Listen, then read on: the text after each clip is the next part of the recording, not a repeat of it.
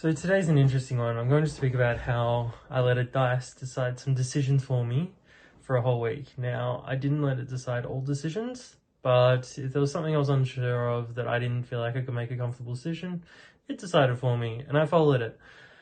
So why I did this is because I kept making bad decisions, and I thought, well, a dice can't make worse decisions than I'm making now, so why not give it a shot? So I'll show you now how it worked. So here we are trying to explain it now. So when I first got the dice, there's so many options, 20-sided dice. I thought, well, let's just assign yes and no's. But I didn't want to specifically pick out the yes or no. So I was just like, okay, so I'm going to assign the odd numbers as yes and the evens as no. Now dice, given these parameters, do you agree with this option? No. So that means I would have reversed it. So it would have been odds would be yes, so it would be no, and then evens would be yes. So and then that's how it predicted it. The one thought I had about this, and then that's how, if I need to ask a question, ask it and then roll the dice. I also did something weird. I was just like, okay, dice, you tell me what number you want to always be placed on. So 11. So every time I'd put it into my pocket and then come back, I'd always put it back on the number 11. Just some little weird thing that I did. So look, that's about it. So there we go, that's how it worked. Now, the idea was, it started very small, so it was just like, oh, should I join a coworker for lunch? And it decided yes, and it was just like, okay, now should I eat the same as my coworker? And I rolled the dice and it came up yes again. So I did, so I just followed that. And then there was even another situation later in the next following days where I was like, should I ask this person a question? And it was, let's just say, could have been quite offensive. And while it would seem common sense not to ask that, that's just me, that's what I do. But nevertheless, it told me not to ask the question, so I didn't. Probably wise move as well. And then I was debating if I should buy a Nintendo Switch. So not cheap. It was going to end up costing me $500 out of pocket after I buy the game that I wanted, blah.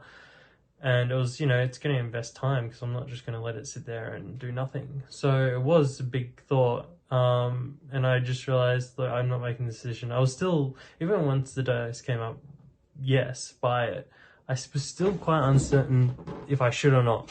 But then I came to a point where I realized, just follow the dice and see what happens.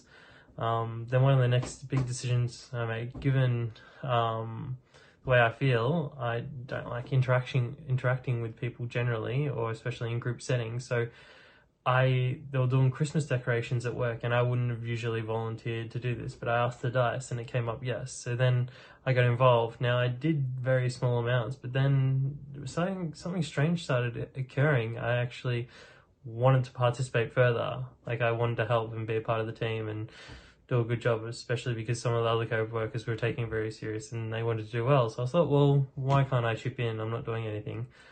And so it was that first spark where I started to realize maybe I didn't know the right decisions most of the time. I just wasn't, something was holding me back.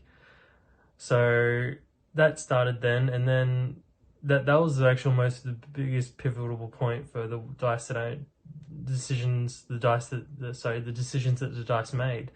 Because after that, there was drinks at work, and I didn't want to go. That's something I'd always say no to.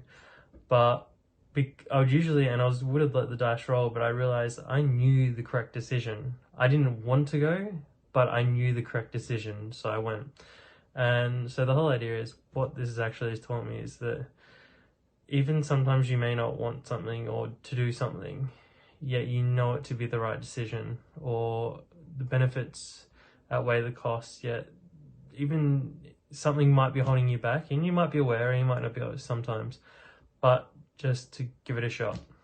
There's no point being restricted always.